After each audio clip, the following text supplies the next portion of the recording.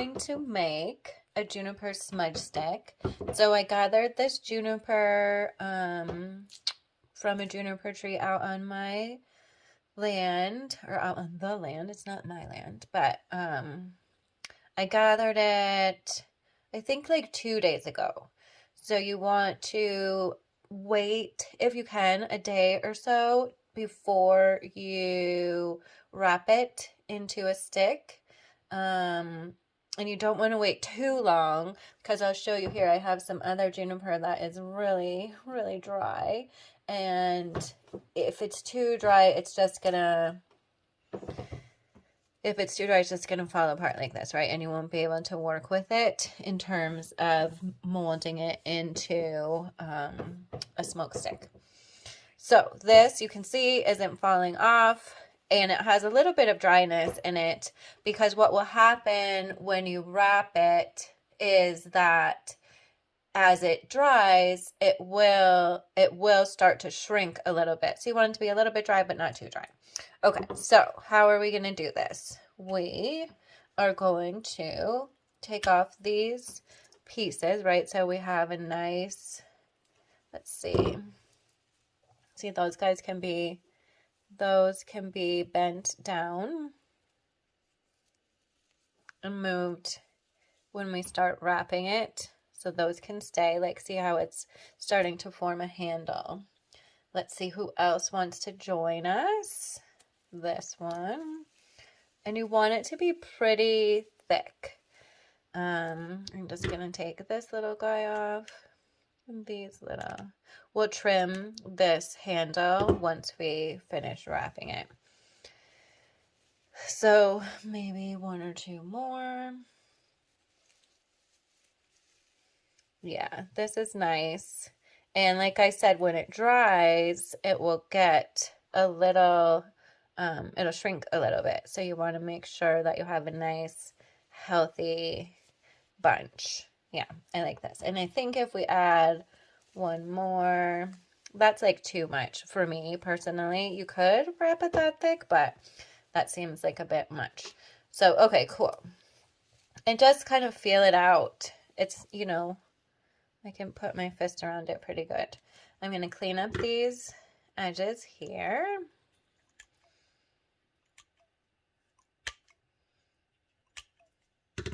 Great. Great, great, great. So here's what we're going to use. Let's take off this little bit more. And now we're going to cut our, the thread or yarn, or how would you call it, twine, that we're going to use for the wrapping. So let me clean this up a little bit, and then I'll show you what I like to use. Okay, so now that we've kind of scoped out our beautiful juniper bundle, I'm going to choose between my three colors. This is hemp twine that does have dye in it, obviously, and I'm actually not sure that it's natural dye, but I tried to use natural fibers, and because you also have to, you don't want to use anything that's waxed, because this will also be burning as you burn your cleansing stick. So let's see, what color do we want to use? How about this one? Great. And then you're gonna get a fair bit of it. Okay, so we have our thread, we have our beautiful, glorious juniper, and how I like to start is by wrapping the base of it. So holding this in place and then kind of just wrapping and wrapping and wrapping and wrapping. So you'll be making a nice little handle. And you're going to come back this way too. After you wrap up and down your bundle. So don't fret if you don't make it long enough. And you'll notice that I'm not the most, oops, here we go. You'll notice that I'm not the most precise wrapper. You could be very neat about it and it would look really pretty. I don't know, it's just not my thing. Okay, so you're gonna wrap your handle a couple of times. I'm trying to be neat. Wrap it a couple of times around.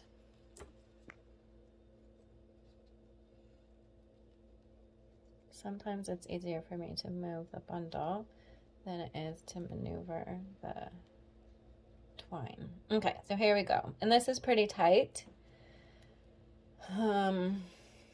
at your base there.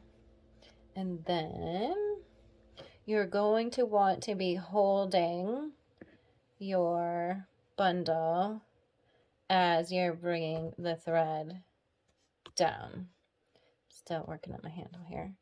And you want to wrap this relatively tightly. Like, you don't want it so tight that it's smashed up, but you want it tight enough that when it dries, it doesn't fall apart and get all soggy. Okay, so what I do is hold it, right, and then come down behind it. And it's okay if it's a little bit messy. Not everybody wants to be strung down. And you come down on an angle with like an inch or so. You don't want to use too much thread, right? Because you want to see the beautiful needles shining through. So I'm pulling it a little bit as I'm wrapping and coming down.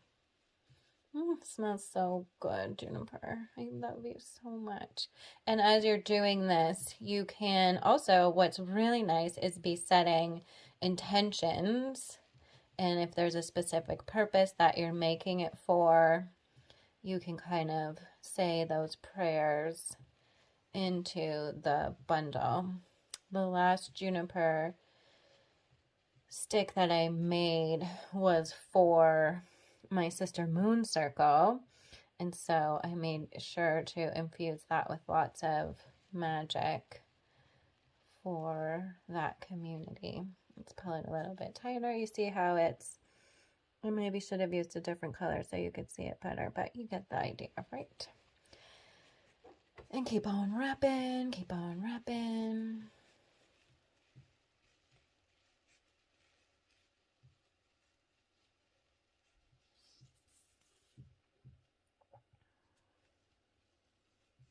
Okay, and then when you get to this part, to the tip, I like to leave it pretty messy, and you can come back through and trim it. So I come up to like here. Maybe I'll keep going a little bit more. Let's see. And you kind of are in communication with the bundle as you're working it and seeing how it wants to. Yeah, I don't really like going too far because it makes it look smushy at the end. So I like to leave it a little bit wild at the end and then trim it a bit. And then you come back down, crossing over and making these pretty little X's as you're coming back through. And again, if you're someone who appreciates precision and design, I guess, you want to maybe line up your X's, but again, I don't really find myself doing that. So it's a little more haphazard as I'm doing it. And the sun came to join us. Thanks, Sunny. Okay, so then you get back to where you started, and I can see now, right, that I have a lot of extra part with no needle. And so what I'm going to do with my remaining twine is kind of just wrap up this handle more thoroughly. And maybe a little more prettily too. Let's see. And that's what we do. Okay, I'll be back after I finish this wrap. Okay, so I did a pretty long wrap on this handle, and then I wanted to show you when I started, I had this piece that I left to the side as I started wrapping. So now this piece comes back into play as I finish up and then meet it and knot it off here. Wish you would meet a little bit closer. Here we go. Just so I don't have that line. I guess I'm like a little bit messy, but not all the way messy. So then I tie this off into a little knot. Beautiful. See if we can make a square knot. And there we go. Look at her. She's so pretty. And then what you could do if you wanted to is kind of come back through and trim this up a little bit. It's not really my style, but it does make your stick a little bit more elegant looking, I guess, right? Like, because it's a little bit wild, which is, and it's also maybe a little bit safer for burning if you don't have all these wild edges, even though, like I'm saying, I usually go for it with the wild edges, but I can see the beauty in kind of giving it just a little bit of a trim, a little bit of a haircut, and same with the top. You can shape that pretty good, which is actually maybe a little more important because when you start burning it after it's dry, but you don't want to trim it too much, right? Because you have your edging going up into there. There she is. There she is. She looks so good. And what I can also tell you is all of this that I trimmed that came off of it, I like to also dry this and then burn it as kind of like incense. So you can dry it and then either grind it and use it as a loose incense, or what I like to do is if I light a charcoal, I just put the dried juniper directly on the charcoal, and that creates really beautiful smoke medicine too. So here's our beautiful bundle with our juniper.